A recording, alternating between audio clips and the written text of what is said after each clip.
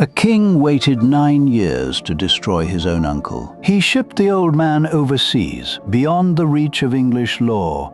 Then he announced the death to Parliament before it had even happened. Thomas of Woodstock, Duke of Gloucester, was the youngest son of Edward III.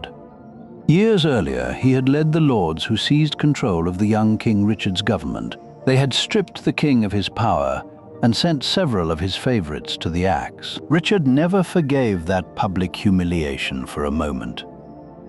He regained power in 1389 and spent 9 years pretending to reconcile. But behind the smiles, Richard was simply waiting for his moment. In 1397 he struck, arresting Gloucester and shipping him across the Channel.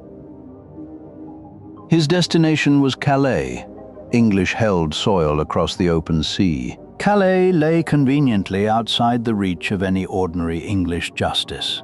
There, under a loyal jailer, the old Duke was completely at Richard's mercy. The guards squeezed Gloucester until he signed a written confession. But why send a royal uncle so far from home to die? An open execution of the king's own uncle was politically impossible.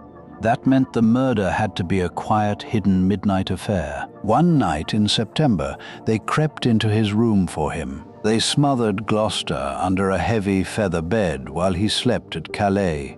The official story was simple. He had died of natural causes. Here is the tell.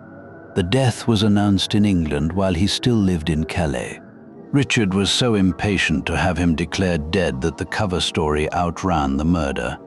Parliament then convicted the dead man of treason and seized his estates.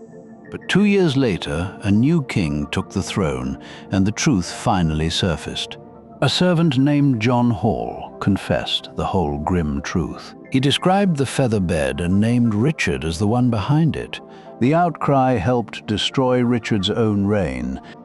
When a powerful man moves his victim where oversight is weakest, the transfer itself reveals intent, and a natural death never needs to be scheduled ahead. Next, a general lured home by a war council that was nothing but a lie.